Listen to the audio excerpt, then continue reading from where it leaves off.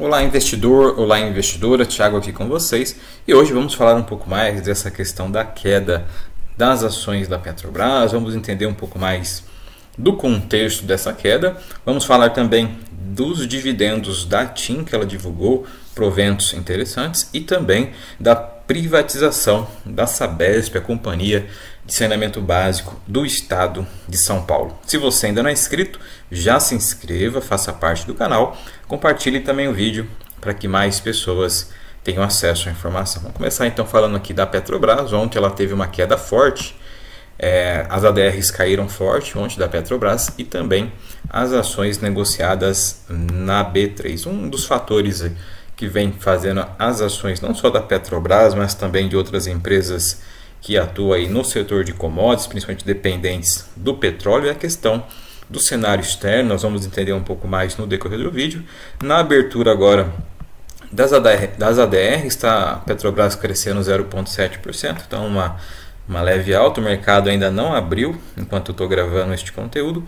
A tendência hoje é que tem alguns ajustes, principalmente na questão ali do preço, onde teve uma queda forte do barril de petróleo. As cotações da Petro 4, as ações preferenciais, chegaram a cair forte ontem, quase 4% de queda, fechando na casa de R$ 33,50.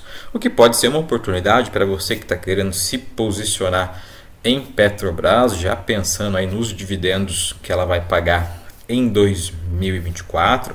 Quando nós olhamos aqui para os últimos 5 dias de cotações da Petro 4, vê que ela bateu na casa ali de R$ 35,93, quase R$ 36 reais no dia 1º de dezembro. Depois tem essa queda forte aqui.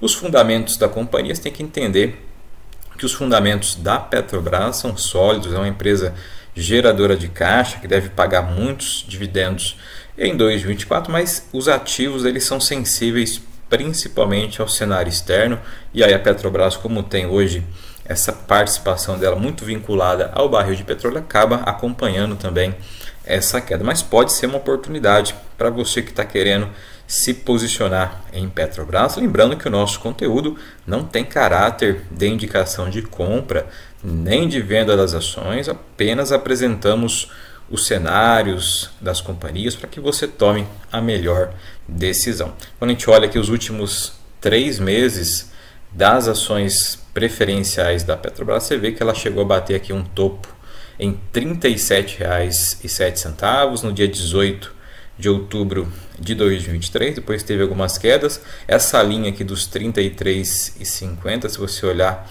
ela está bem desenhada, então ela bateu praticamente R$ 33,50 9 de outubro, depois ela bateu 11 de outubro, depois ela vem aqui 31 de outubro, também 7 de novembro e também aqui 10 de novembro. Então essa linha dos 33,50 é uma linha de resistência ali da companhia. Pode ser que os grandes players aguardem ali para fazer novas camadas de alocação. Se ela vier abaixo aqui, na casa dos 32,80, você vê que ela bateu uma vez no dia 8 de novembro, 32,80, também repetiu essa casa dos 32,80 em outubro, dia 2, e também aqui no mês de setembro. Então, se ela vier abaixo aí dos 33,50, pode frequentar essa região aí dos 32,80. 31 aqui e 30, 31 e 30 já é um pouco mais pessimista, mas dependendo aí das questões pode chegar. O mais realista aqui é ela permanecer nessa região ou testar aqui os 32,80. Saindo aqui da cotação, vamos entender um pouco mais do petróleo, que é o grande vilão aí das quedas da Petrobras e também das empresas petroleiras. Então o petróleo está subindo aqui, o Brent futuro está na casa de $74. Essa semana a gente pegar aqui os últimos dias, chegou a frequentar ali na casa dos $79, $80 e agora caiu. Ontem teve uma queda forte, cerca de 4% de queda no preço do petróleo, então impactou diretamente as petroleiras e hoje está ali praticamente estável, tentando uma recuperação.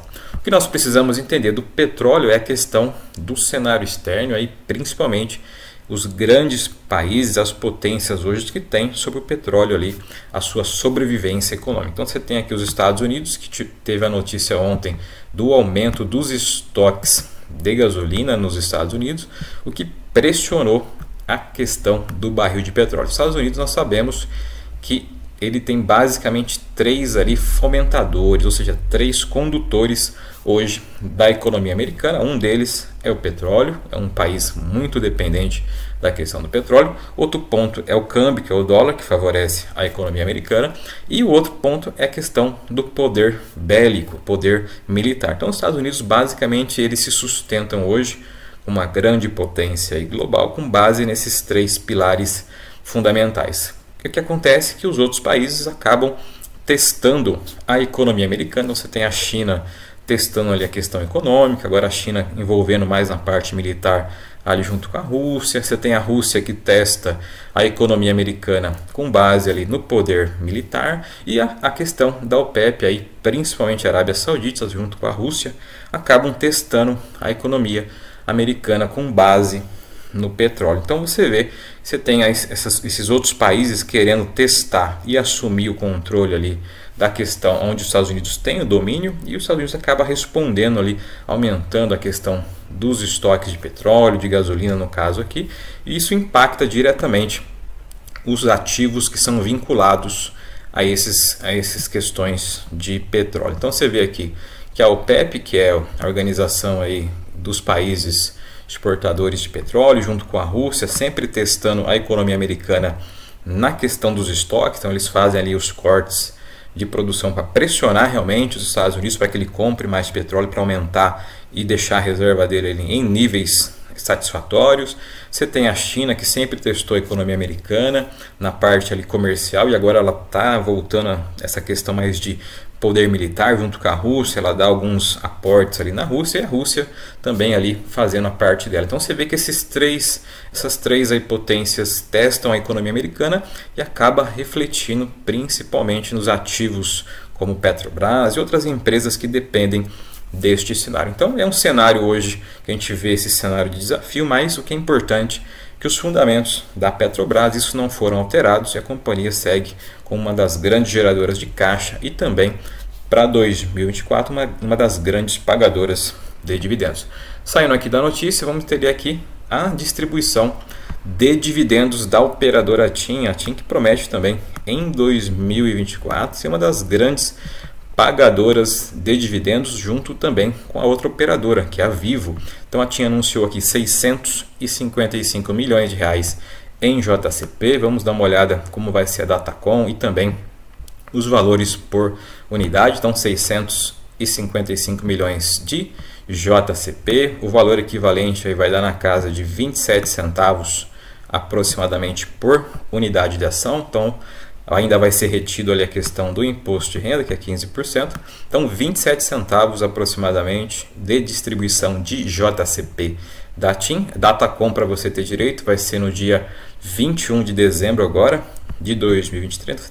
Então você tem que estar posicionado nessa data, dia 21 de dezembro de 2023, e o pagamento vai ocorrer no dia 23 de janeiro de 2024. Então muito interessante esses pagamentos da operadora TIM. A TIM que tem uma boa valorizada, hoje está cotado a R$ 17,78, cresce 47% nos últimos 12 meses. Então para você que é investidor de TIM, que é acionista da operadora TIM, está posicionado, você deve colher bons frutos, não só na questão da valorização da companhia, mas também nos dividendos em 2024. PL, que é o preço-lucro, está em 18, PVP 1,6 e o dividend yield está em 4%, mas ela deve aumentar essa distribuição de dividendos em 2024.